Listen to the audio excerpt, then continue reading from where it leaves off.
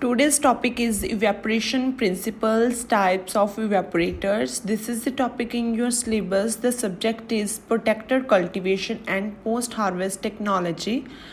Firstly, I will explain the definition of evaporation.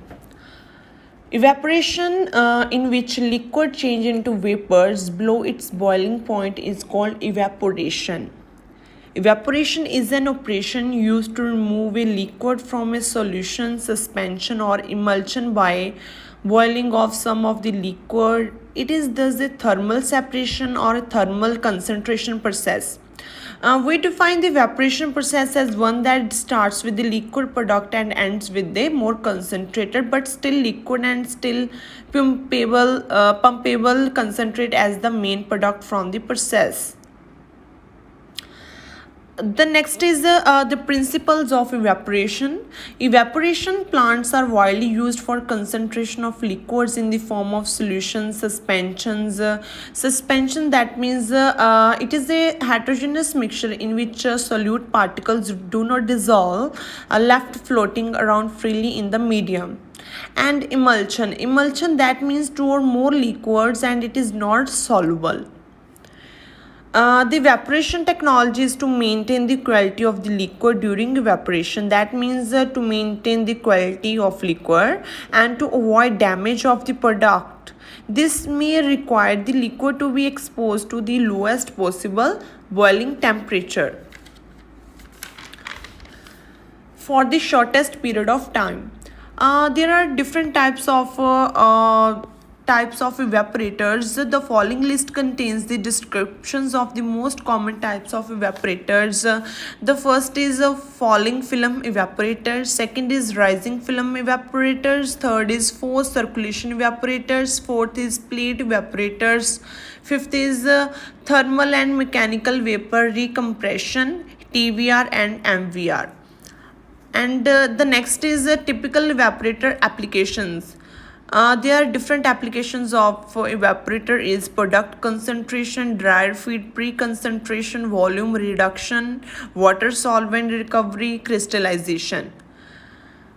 I will explain the type of evaporators one by one thoroughly. The first is falling film evaporators.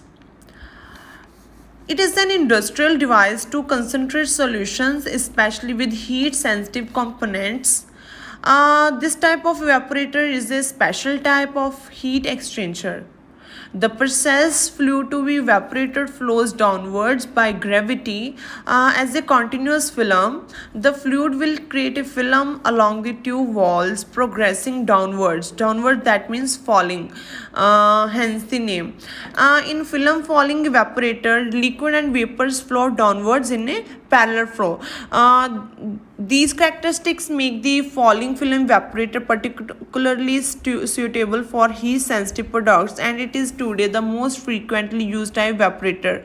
There are different parts of falling film evaporator. The first is product, vapor, concentrate, heating steam, condensate.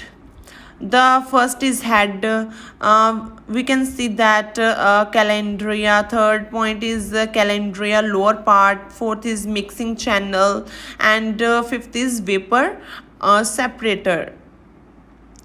That means falling film evaporator can be operated with a very low temperature differences between the heating media and the boiling liquid, and they also very short product contact times, typical just a few seconds per pass. Okay, there are different however, falling film evaporators must be designed very carefully for each operating condition. The next type is rising film evaporator.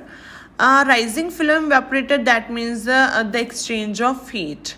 It is also used for the exchange of heat, and these operate on a thermosiphon principle. It is also known as long tube vertical. It is basically a shell and a tube heat exchanger attached to a liquid separator, and it is very similar to the falling film evaporator. that means the feed enters the bottom of the heating tubes and it heats. Steam begins to form. The ascending force of the steam produced during the boiling causes liquid and vapors to flow upwards in parallel flow. At the same time, the production of vapor increases and the product is pressed as a thin film on the walls of the tubes and the liquid rises upwards.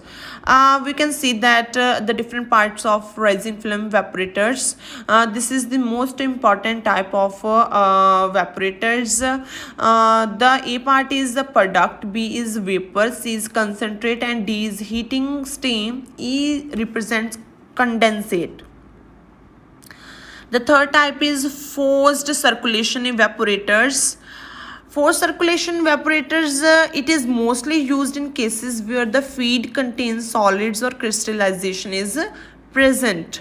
It is also used to separate mixtures that are not possible by normal evaporating units. It is used for both heat exchanger and flash separation.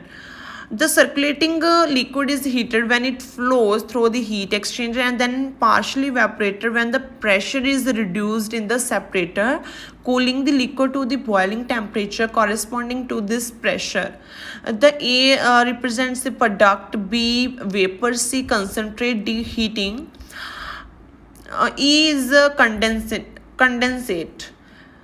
Okay, the whole parts are shown and the diagram will be shown.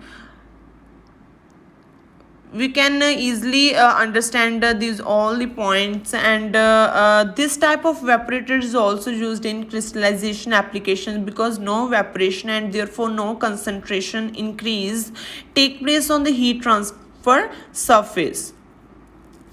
The next is the plate evaporators. Plate evaporators, a thin film of liquid is passed and flows between the plates for the process of evaporation, and it is also known as the gasketed plate and frame evaporators. Plate evaporator consists of a plate and frame heat exchanger and are mainly used in the food and beverage industry. The last type of evaporator is mechanical vapor recompression, that is MVR.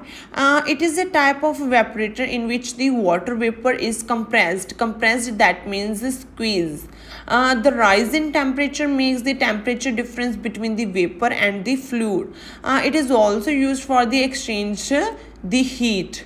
The whole types of evaporator can be explained, and the next is methods of operation of evaporators. The first is single effect evaporators. A simplified diagram of a single stage single effect evaporator is given in figure 1.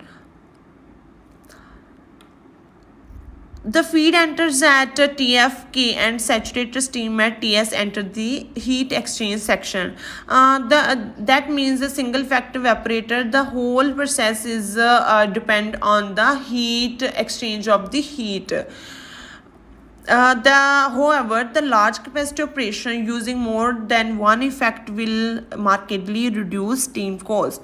The second applications and methods of operation of evaporator is the forward feed multiple effect evaporators. A single effect evaporator is shown, and it is very wasteful of energy since the latent heat of the vapor leaving is not used but is discarded. However, much of this latent heat can be recovered and reused by employing multiple effect evaporators. Diagrammatic representation can be seen. The upper side vapor from first effect, the left side is feed and steam, outlet, condensate, concentrate from first effect, condensate concentration हो रही है, the upward direction में vapor from second effect. That means double effect evaporator can be seen or forward feed. In forward feed operation as shown, The fresh feed is added to the first effect and flows to the next in the same direction as the vapor flow. This method of operation is used when the feed is hot and or when the final concentrated product might be damaged at the high temperatures. The boiling temperature decrease from effect to effect. Third is backward feed multiple effect evaporators.